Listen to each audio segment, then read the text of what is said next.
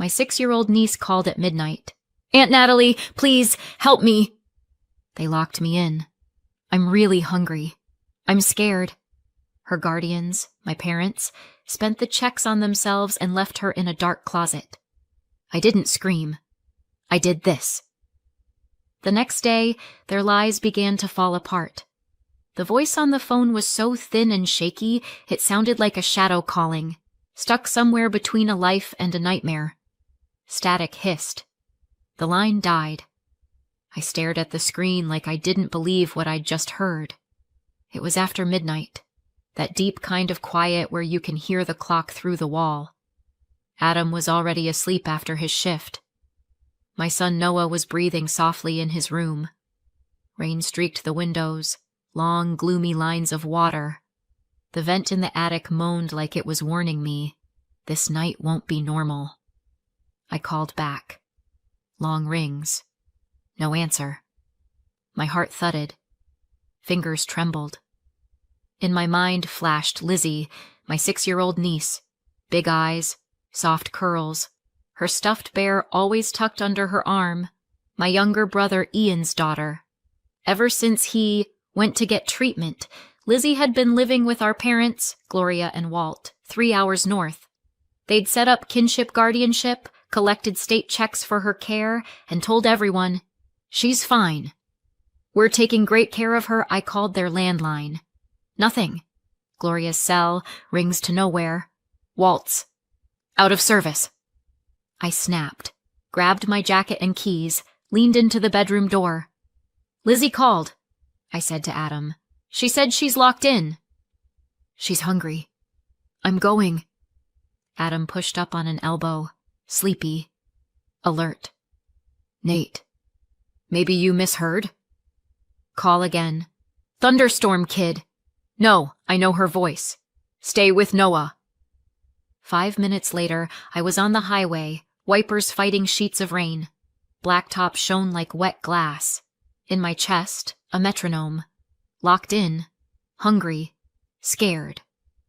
I tried to tell myself my parents wouldn't do this. Yes, there were signs. Lizzie had gotten thin, quiet, small in the way kids can fold inward. She said they rarely let her out to the yard, but Gloria would smile. "She's picky. Doesn't eat. She's delicate. We've got it." Walt would add, "We know how to raise a kid." "You're busy. Work, family." And I backed off. Work weeks, school emails, bills, great excuses. That night my excuses expired. When the street finally appeared, their house was drowned in dark. Not one light. I jumped out. Rain soaked my jacket in seconds. "Mom! Dad!" I pounded the door. "Open up!" "Where's Lizzie?" Silence. Thunder. Rain beating the awning. I circled the house, tried every window. Locked. My shoe hit a rock in the wet grass. I picked it up. One hard swing into the side door glass. Shatter. Damp wood and old house smell hit my face as I slipped inside. I flicked the switch. Black. Power off. Or someone cut it. The phone flashlight shook in my hand. The beam slid down the living room walls, across the rug, over the old sofa.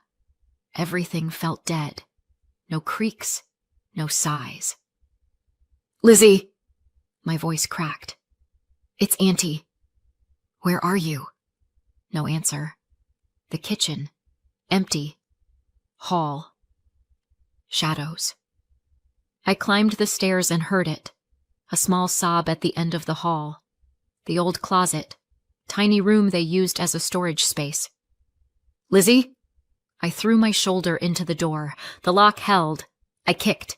Again. Crack. The latch gave. My flashlight caught a little shape curled on the floor. Lizzie, knees to chest, thin pajama top, bare clamped to her chest. Hollow cheeks, dark crescents under her eyes. On the floor, crumbs of stale bread and an empty plastic bottle. "Auntie, you came," she whispered. I scooped her up. She was weightless, skin cold, body shaking. "It's okay, baby. It's okay." I'm here, I said. No one is going to hurt you again. The thought that my own parents had locked their granddaughter in a closet burned through me like a hot nail. I shoved it down. Kid first. I took off my jacket, wrapped her up, carried her out, settled her in the back seat, pulled a blanket from the trunk. Don't take me back to them, please. She scratched out the words like a cat clawing a door. No one is taking you anywhere, I said, steady. We're going to the hospital. After that, everything will be different. I promise. I started the engine, swung onto the road, and dialed 911. I told the dispatcher exactly what happened. They patched me to the nearest ER and said they'd notify CPS. I read the hospital address off the nav screen, pushed the gas. Lizzie lay in the ER, IV in her arm, pale face, eyes closed, a hand too small inside mine. The doctor, young, calm, badge that read Dr. Patel, didn't sugarcoat it. Severe malnutrition and dehydration, she said. But the prognosis is good if we refeed slowly, keep her safe, and get a therapist on board. Labs are running. We've notified CPS. She'll be admitted overnight. I nodded while anger boiled under my ribs. Yesterday, I'd still believed the pies and care stories. Now, I saw the hole under the words. Outrage wasn't enough. Without evidence, I could be called hysterical, and Lizzie could be sent back. I needed proof. When she fell asleep, I drove back. Rain had died. Streets were empty. The house was darker than a shadow. I slipped through the broken side door and went straight to Dad's desk in the living room. Top drawer. Always papers. And there they were, a stack of bank statements. Monthly kinship care deposits followed by quick cash withdrawals and big retail charges. Restaurants. Electronics. Vacation. Not one mention of pediatric meds, vitamins, orthopedics, doctor's visits. I photographed every month. My hands shook now from anger. Gloria's closet. New furs and designer bags. Shelf. Luxe brand boxes, glossy logos, dated receipts. I shot everything. Clear angles, labels, dates. But statements and photos weren't enough. I needed witnesses. I shut the door and crossed the fence line to the neighbors, Valerie and Tom Wilkins. Knocked. Curtain flickered. A crack in the door. Natalie? It's late. What happened? Valerie looked like she'd been waiting years to tell this. I kept it short. Found Lizzie locked in. Hospital. I'm gathering information. Valerie let out a long breath. I've heard and seen things, she said. Nights where the little one cried. Sometimes knocked and called out, I want something to eat. I brought cookies. Gloria wouldn't let me in. Said don't spoil her. Walt yelled at me once. Mind your own business. She hesitated. And sometimes they'd go out to visit and leave her alone. Lights off. Door locked. Would you give a written statement? I asked. For Lizzie. Anything, she said. We drafted a witness declaration together. Address, dates, what she heard, what she tried. Valerie signed. Tom, now awake, added his line. He'd seen Lizzie sitting in their car in the driveway while the adults were in the house, and lights dimmed when people walked by. Next morning, I called the local school. The principal paused. She's on our rolls, he said. But in reality, she wasn't attending. Over 80% absences. During the COVID years, we were lenient. But after that, her mother, your mother, kept saying she was sick and that online was enough. I'll need an official attendance report and contact for her teacher, I said. Of course. And thank you for stepping in, he said quietly. We had concerns, but without access we couldn't get in. I hung up. CPS called right then. The caseworker asked methodical questions. When, what, who. I answered like I'd studied for it. One thought looped in my head. How did we get to a night where a child whispers, I'm locked in? And I didn't believe it sooner? To answer that, I had to roll the tape back. Years back. To where every missed step had a name.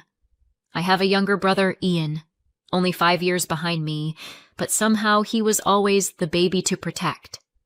Our parents treated us differently from the beginning. If I was the reliable one, the workhorse, the kid who figures it out, then Ian was the talent, the hope, the future. He finished college as an engineer, married a quiet, warm girl named Marina. They had Lizzie. I remember the first time I held her, warm curl of a person with big eyes already taking in the world. I thought, okay, this is going to be fine. Life has a way of finding the thin place. One fall evening, Marina and Lizzie were driving back from the store. A drunk driver plowed into them on the highway. Marina died at the scene. Lizzie came away with scrapes and bruises and a miracle. Ian collapsed. I went with him to handle arrangements. He sat white on a bench, mouth trembling, whispering, "Why her? Why not me?" He tried at first, kept working, got up with Lizzie, promised whatever it takes. Then wine to sleep, then a bottle, then pills, so it won't hurt. His doctor prescribed antidepressants. Ian took them by the handful. I called, drove over, begged, "She needs you. You're her only parent." He nodded, promised, and relapsed the next day. When Lizzie was 3, I showed up without warning. The apartment was a storm. Empty bottles, dishes stacked in the sink, the smell of stale air. Lizzie sat on the floor with her bear, whispering, "Daddy sleeps all the time." I pulled Ian outside and said it hard. "You can't. If you keep this up, I'll take her," he cried. "I don't want to live without her." But I feel dead inside. Not long after, Gloria called after midnight. "Ian left Lizzie with us and left." He wrote a note. "I need treatment. Please care for my daughter. I'll come back when I can handle it." I drove over at once. Lizzie stood on the porch with her bear, scared eyes, trembling mouth. "Where's Daddy?" I didn't have words. I hugged her. Gloria was sure of herself. "We'll set up guardianship. The state helps. There'll be checks. We have time. You're busy. Work, a kid, bills." I believed them. Helped with the paperwork. They got the official status quickly. Monthly kinship payments hit their account. Gloria kept saying, "It all goes to food and clothes." At first, everything looked normal. I visited. Lizzie played in the yard. Gloria baked. Walt told stories about how well we're all doing. Noah and Lizzie chased each other until the sky went purple. Then I started to see. Lizzie getting thinner, paler, quieter. Her hand always on her bear, eyes always tracking the door. I asked, "She looks not great. Have you taken her to the doctor?" "She eats fine." Gloria waved me off. "She's picky. Soup one day, meat the next. She makes things up. Her stomach's weak," Walt added. "We've got it," I said. "Let her stay with us a week. Change of scenery. Noah will play with her." They cut me off. "No changes. She's used to us. You've got work. You can't handle it." On another visit, I noticed Gloria's new fur coat and Walt's latest phone. A giant TV had appeared in the living room. That day, Lizzie whispered, "Aunt Nate, I want to live with you." I didn't confront. I told myself, they're tired. Maybe I'm overreacting. Work, a kid, bills, all the steps on the staircase down to self-comfort. Now, looking back, I know I could have saved her sooner. I chose the convenient version of the story. That version collapsed the night a 6-year-old whispered into a phone, "I'm locked in. I'm hungry. I'm scared." And I finally woke up. By morning, Lizzie moved from ER to the pediatric unit. Dr. Patel mapped meals. CPS did an initial interview and placed Lizzie under temporary protective custody. I sat by her bed, held her small hand, and thought, anger isn't a plan. Build a system. I drove back to the house again.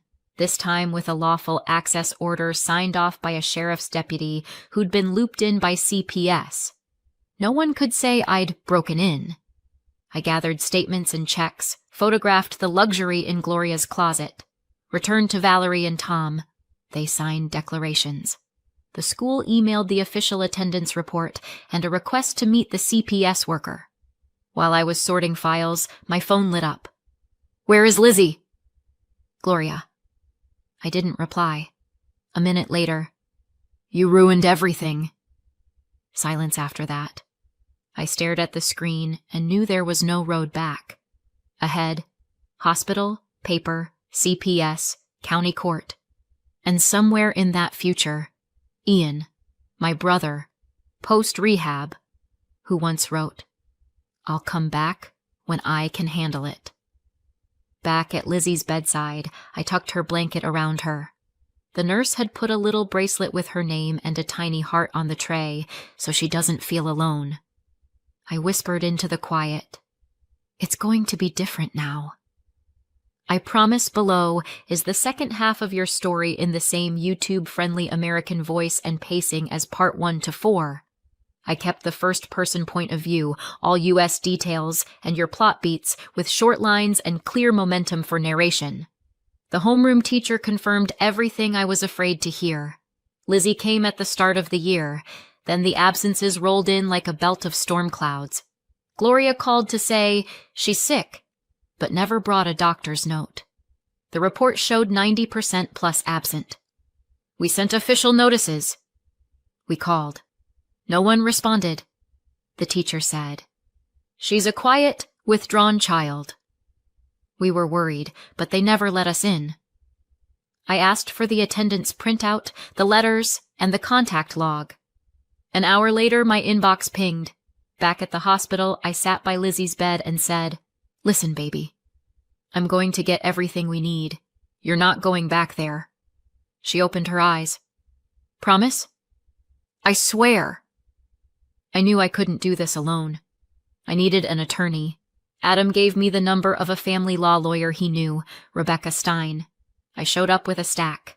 Photos of statements, pictures of Gloria's luxury, signed neighbor declarations, school reports, Dr. Patel's note, the first CPS report. Rebecca read in silence. The deeper she went, the tighter her face got. "This is classic neglect and abuse of guardianship," she said. "Misuse of funds. Leaving a child unattended. Starving her. With this evidence, we can petition the court to transfer guardianship to you as a kinship caregiver. But be ready. There will be a fight. Not for love of the child. For money and pride." Something pulled tight inside my chest. A war with my parents? 6 months ago, I would have said that sentence couldn't exist, but on the other side of the scale was a child's life. At home, Adam waited in the kitchen with a mug of tea. "Well?" he asked. "We're going to court," I said. "We've got evidence." He wrapped me in his arms. "You're doing the right thing." Lizzie should live with us. In that moment, I felt, maybe for the first time, that we were a family.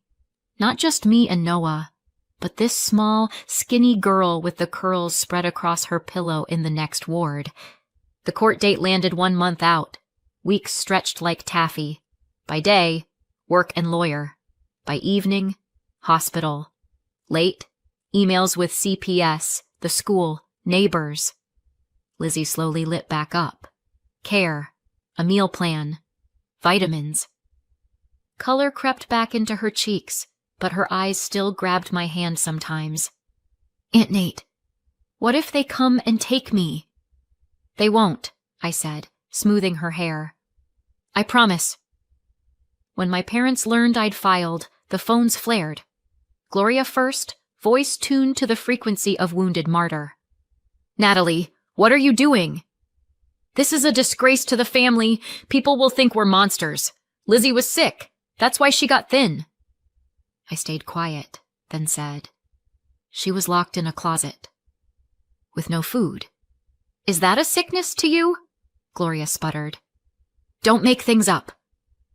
You misunderstood everything. The next day, Walt called. Metal voice. If you don't withdraw the petition, you don't have parents. You're out. So be it, I said. I have a child now. She needs protection. They stopped calling after that, but I knew. They'd make war in the courtroom. Rebecca walked in with me. My hands were damp. Heart, a drum. Across the aisle, Gloria and Walt. Sharp suits, fresh lawyer. Gloria with a handkerchief. Walt with a stare like a padlock. The judge, mid-50s, alert eyes. Judge Martinez. Dr. Patel testified first. This child shows chronic malnutrition, she said. Long-term deprivation, lack of appropriate medical care. You don't get this in a week or a month. It's systematic. The parent's lawyer tried the picky eater route. Maybe the child refused to eat. Some kids are just particular. Dr. Patel shook her head. This isn't about tastes. It's deficit. It's in the labs. It's in her body. Then Valerie Wilkins took the stand. She trembled but spoke clean. I heard the little girl cry at night. I saw the house locked while the grandparents went out. I tried to bring food. They refused me. Gloria rolled her eyes and muttered, "Old gossip." Last came the teacher with attendance records and letters. Over 90% of school days missed. No medical documents. No clear explanations. We sent official notices. No replies. I looked at my parents and waited for even a flicker of remorse. Walt's face stayed stone. Gloria dabbed like she was on stage. When it was my turn, I stood. Your Honor, I don't want to take away the titles of grandmother and grandfather, I said, but I have to save this child. Lizzie was hungry. She was locked in. She was denied school and doctors. I'm prepared to take full responsibility. I have a job, a home, a husband, a son. I'm asking you to give her a chance at a normal childhood. Then they spoke. Gloria cried. We love our granddaughter. She's just sick a lot. That's why she missed school. Walt's tone was hard. This is Natalie's storytelling. She wants the child for the money. Judge Martinez listened without commentary, but her face told me enough. They hadn't helped themselves. After the recess, she came back and read. Given the evidence, medical findings, and witness statements, the court transfers guardianship of minor Elizabeth Harper to her aunt, Natalie Wells, as a kinship caregiver. Guardians. Gloria Harper and Walt Harper are stripped of all kinship payments and granted limited, supervised contact only, subject to CPS approval, effective immediately. Silence. Gloria cried out, How could you? She's our granddaughter. Walt stood, voice low. From this day, you are no daughter of ours. I looked at them and said softly, And I am a parent to your granddaughter. I walked out. My legs shook. My chest opened. Lizzie was safe. At home, Adam met me with a long hug. Noah shot out of his room. Mom! Is Lizzie going to live with us now? Yes, I said. She's ours now. That night I slept for the first time in a long time. Somewhere inside, a cut still hurt. I'd lost my parents. 2 parts of my life ran into each other, and one fell down. But there hadn't been a choice. After court, I brought Lizzie home. Outside. Bright sun. Inside me. Like stepping out of a long tunnel. Adam set the table. Noah dragged a big box of toys from his room. Lizzie, this is yours too, he said. She smiled like she wanted to believe and didn't know how yet. The first nights were rough. She woke up crying, gripping her bear. Auntie, what if they come and lock me again? I sat next to her and stroked her hair.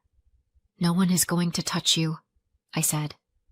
We're your family. Adam was an anchor. He made simple soups and fresh cookies, Lizzie's safe food, alternating with apples and warm milk. Color found her cheeks. Her eyes got brighter. I scheduled a child therapist. The first sessions were tough, Silence, shakes, small nods. Then one day she said, "I thought it was my fault. I thought I did everything wrong." The therapist said gently, "It wasn't you. It was the adults who didn't protect you." That was the start of her healing. A month later, Lizzie started school with Noah. On day one, she squeezed my hand so tight my fingers ached. "What if they yell at me there?" "They won't," I told her. "Your teacher is kind. And Noah is right there."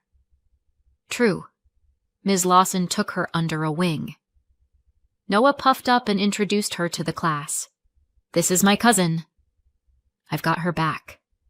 Little by little, Lizzie unfolded. Markers on paper, bright houses, wild birds, reading out loud, tripping, laughing, joining giggles instead of watching from the wall. Every small step felt like a quiet miracle. At home, we did everything together. Books at night, parks and pancakes on weekends. Sometimes I'd catch myself thinking, 2 kids, not a son and a niece, 2 children Adam and I were raising. One evening, Lizzie hugged me without warning and whispered, "You're like a mom to me." "Can I call you Mama Nat?" My heart jerked. I nodded, scared of my own voice. It stuck. Tia Natalie turned into Mama Nat more and more. Years went by. Lizzie got strong, shoulders back, laugh louder than Noah. But the past knows how to find the door. One spring, my phone lit up with an unknown number. The voice, rough, familiar. "Natalie, it's me, Ian." I froze. My brother. I hadn't heard him in 5 years. "Where are you?" "In town." "Can I see you?" We set a time. At home, I told Adam. He exhaled. God, maybe he's ready. "Who is it?" Lizzie stood in the doorway, eyes wide. "It's your dad," I said. "He wants to see you." An hour later, the bell rang. A man on our porch, tired face, gray at the temples. But his eyes were clear. He stepped inside, saw Lizzie, and dropped to his knees. "Baby, I'm sorry." I was weak. I ran. I spent this time getting sober. I fought. I came back to you. Lizzie stared. 1 second. 2. Then she stepped. And another. And threw her arms around him. "Daddy!" Both of them cried. I stood there with a strange warmth rising in my chest, a mix of old hurt and new joy. We talked a long time. Ian told us about rehab, therapy, a job in another city, a small business, a 12-step group. He was clean. He was steady. He wanted to be a father. "I know Lizzie has been your daughter all this time," he told me. "I won't break what you built. I just want to be near her if she'll let me." We spoke with Lizzie alone. She drew a house with windows, thought a while, and said, "I have 2 parents now. Mama Nat and Daddy Ian. I don't want to lose either." We agreed. She had the right to that. Months passed. Lizzie lived with us and saw Ian often. They walked in the park, went to the circus, sketched in the sun. She no longer feared the dark or woke up yelling. One hot evening, we sat out back. Adam flipped steaks on the grill. Noah kicked a ball around. Lizzie drew a house and wrote on the roof, "People who love me live here." I stared at that drawing and understood. This is what the fight was for. The court, the loss, the sleepless nights. Because a real family isn't the people collecting checks and performing caring. It's the people who show up every day to protect, feed, hold, and love. I hugged Adam, looked at our kids, and said quietly, "We're going to be okay." And for the first time in years, I believed it. Thanks for watching. If you enjoyed the story, please like, subscribe, and leave a comment with your thoughts. See you in the next video.